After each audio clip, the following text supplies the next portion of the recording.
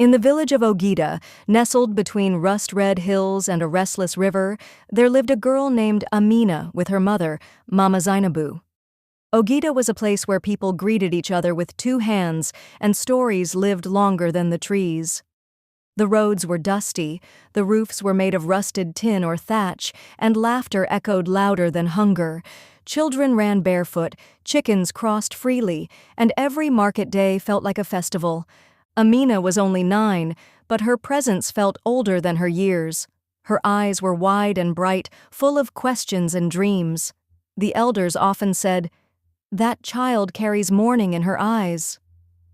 She helped her mother fetch water, peel yam, and sweep the compound, but even as she worked, her mind wandered. She dreamed of sitting in a classroom, holding a book with her name inside, and writing letters on a blackboard that listened. Her mother, Mama Zainabu, was a strong woman, thin, tall, and always barefoot. Her hands were rough from farming, but they held her daughter with softness. She had raised Amina alone since her husband died when the girl was just a baby. At night, after the cooking fire had died down and the crickets began to sing, Mama Zainabu would say, "You are meant for more than this village, Amina. You will learn. You will rise. One day, your name will go further than my feet have ever walked." Amina would nod, her head resting on her mother's lap, her heart beating with hope. But in Ogida, hope had to travel far, and one day, it came riding in a car from the capital. The sun had barely risen when the car arrived in Ogida. It was blue, shiny, and too clean for village roads. Children gathered to watch it snake through the narrow paths, kicking up dust. It stopped in front of Mama Zainabu's compound, and out stepped a woman in heels that didn't belong to the earth. Auntie Rose. She was Mama Zainabu's older sister, the one who had left the village years ago for the capital. Rose was everything the city had made her, tall with pressed hair, red lipstick, and a voice that rose before she did. She wore a gold watch that caught the sun, and clothes that smelled like places Amina had never been. She hugged her sister like a queen greeting a servant. "Zainabu, my sister. You're still here, eh? You haven't changed." Mama Zainabu smiled politely, wiping her hands on her wrapper. "Welcome, Rose. The village greets you." Amina watched from the doorway, curious. Rose's eyes caught her. "Is this your daughter?" Amina has grown. Come, let me see you." Amina stepped forward. Rose touched her chin, turned her face left, then right. She's beautiful, but too thin. And these feet. No shoes?" "She's growing well," Mama Zainabu said gently. "We manage." Over dinner that evening, yam porridge and dried fish, Rose began to talk. "I've been thinking," she said, wiping oil from her mouth with a tissue.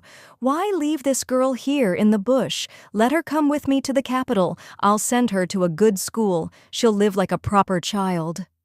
Mama Zainabu looked down at her bowl. "I don't want much," she said quietly. "Just for her to learn, to be better than me." Rose smiled, but there was something hard in her eyes. "Then trust me. She'll be better. Let her come with me." The conversation continued deep into the night. The next day, the elders came to greet Auntie Rose. They called her Madam and said she had become a big woman. Amina didn't fully understand what was happening, but when her mother called her over and said, "You will go with your aunt," she felt her heart jump.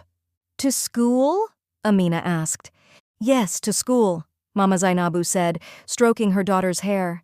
"She says she'll give you what I cannot." The village women helped prepare Amina's things: modest clothes, a small wrapper bag, and a bottle of groundnut paste for the journey. She wore her best dress and the one pair of sandals she owned. When it was time to leave, Mama Zainabu held her daughter tightly. She did not cry, but her voice shook. "Remember who you are, Amina. You are from Ogida, from me. If the city forgets you, remember your name." Amina nodded, blinking away the tears.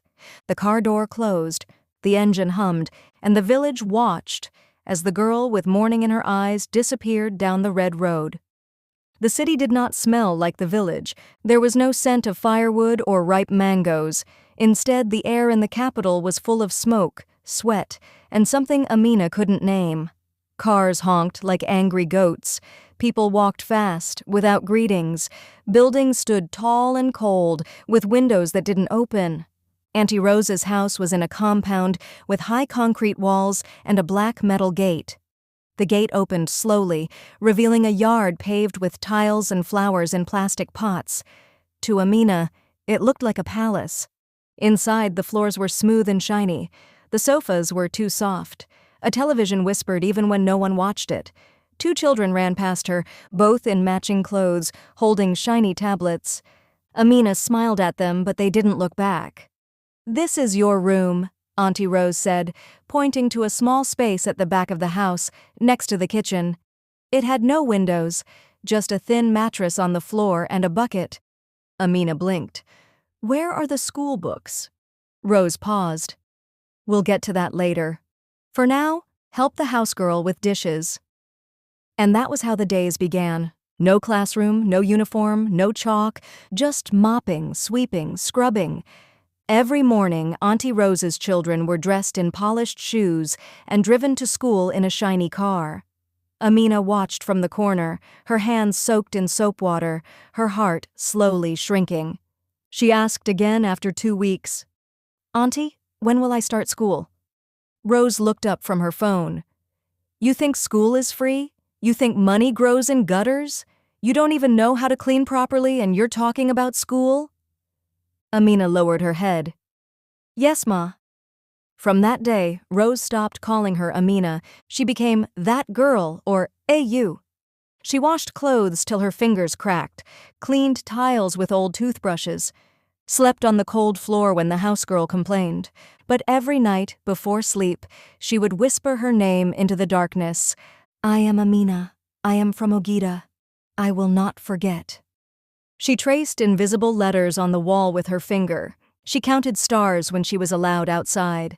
And when she heard her aunt's children talking about school, she listened, every word a seed she buried in her mind. Then one morning, while scrubbing the front steps, a man in a white car stopped at the gate.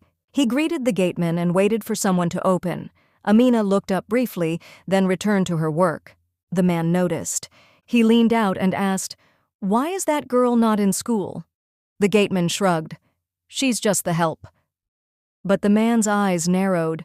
Something about Amina's small frame, her careful work, her silent posture, it didn't sit right with him. He looked again. She looked back. In that moment, the city paused. And something began to change. His name was Mr. Durojaye, but everyone in the estate called him Mr. D. He was a quiet, thoughtful man with kind eyes and a silver wristwatch that he checked often but never rushed. He ran a small company and lived 2 houses away with his wife and their only daughter, Tomiwa, who was about Amina's age. After that first encounter at the gate, Mr. Durojaye couldn't stop thinking about the girl with tired hands and watchful eyes. The next week, he saw her again, this time washing clothes under the sun. Her back was bent, her fingers red. "Where are your shoes?" he asked gently. "I don't have," she whispered without looking up. "And school?" "I'm not in school, sir." Her voice cracked on the word school, but her face stayed still. That evening, Mr. Durojaye called the gatekeeper aside. "Who is that girl, really?" "Madame Rose's niece, I think. From the village. She came last month, but she's more like housegirl now." The next day he came with a book, The Lion and the Jewel. He handed it to Amina, silently, with a bottle of juice and bread. "You can read, can't you?" Amina hesitated, then opened the book. She read aloud, slowly but clearly. Mr. D nodded. "Good. Keep it. I'll bring another next week." And he did, every week. Books, food, a soft word. He never made promises, but his presence felt like one. Then one Sunday, he brought Tomiwa with him. They stood at the gate while Amina swept. Tomiwa, curious, watched Amina's careful movements. "Daddy?" Tomiwa said. "Why does she always work? Doesn't she come to our school?" Mr. Durojaye sighed. "That's why we're here." He asked to speak with Auntie Rose. At first she smiled and acted warm. But when Mr. D brought up Amina's education, her face changed. "Sir, it's not as simple as you think," she said sharply. "She's staying with me. I feed her, clothe her. School isn't cheap." "I understand," Mr. Durajaya replied calmly, "but she's a child, and I see potential. Let me sponsor her." Rose raised an eyebrow. "So now I'm a beggar?" "No," he said gently. "You're an aunt. I'm offering help. For her." She said she'd think about it. That night, Amina was beaten for being too forward. "You think you're special?" Rose hissed. "You want to disgrace me in front of the whole estate?" But the next week, Mr. D returned, with papers, uniform, and a quiet determination. "I've registered her. There's space in Tomiwa's school, a good private one." Rose resisted. She argued, but Mr. D stood firm. "I'm not doing this to shame you. I'm doing it because I believe she deserves more." Finally, Rose relented, mostly to protect her image. And so, for the first time since she left Ogida, Amina wore a school uniform. It was slightly big, the shoes pinched a little, but when she walked beside Tomiwa into that school, her steps were quiet thunder. She carried her bag with pride. She sat in class like she had always belonged. She read fast, she listened harder, and when the teacher asked her to write her name, she wrote, "Amina Zainabu Ogida," because she had not forgotten. Beautiful twist. That gives the story powerful closure and a strong message of triumph, return, and restoration. Let's continue from Amina's schooling with her scholarship journey alongside Tomiwa and her return to Ogida, now changed, yet rooted. At school, Amina bloomed like dry season rain. She moved quietly, listened deeply, and read like books were water. Teachers noticed. She asked questions no one else thought to ask. She picked up English, French, and even coding. She and Tomiwa became inseparable. Two girls from different worlds, now walking the same path. Mr. Durajaya continued to support her like a second father, but he never took credit. "She did the work," he always said. "I just opened a door." Years passed, and in their final year of secondary school, both girls applied for international scholarships to study in the United States. Tomiwa was expected to win, but when the results came, both names were there, Tomiwa Adekunle and Amina Zainabu Ogida, full scholarships, same university. The day Amina got the news, she held the letter with trembling hands and whispered, "Mama, we made it." In the U.S., Amina saw snow for the first time. She called it the quiet sky dust. She studied international development and education. Tomiwa took up medicine. Even oceans apart, Mr. Durajaya checked in often, sending her emails signed Uncle D. She never forgot where she came from. And when graduation came, with honors and applause, Amina stood tall in her robe, her heart full of fire and memory. She made one promise: "I will return." A year later, she did. Now 25, Amina returned to Ogida, not in someone else's car, but in a white SUV of her own, driven by a former classmate she'd hired as her assistant. The village children chased the car, giggling, thinking it was a visitor from the government. Then she stepped out. The women gasped. The elders murmured. Mama Zainabu cried and fell to her knees. "My daughter, you came back." Amina pulled her up, held her tightly, and said, "I told you I wouldn't forget my name." A few months later, Ogida Community Learning Center opened its doors, founded and fully funded by Amina. Solar-powered, filled with books, computers, and trained teachers. Open to every child, girl or boy, rich or poor. And in the corner of the front wall, a small plaque read, "For every child carrying morning in their eyes, may no one ever steal your light. Amina Z. Ogida."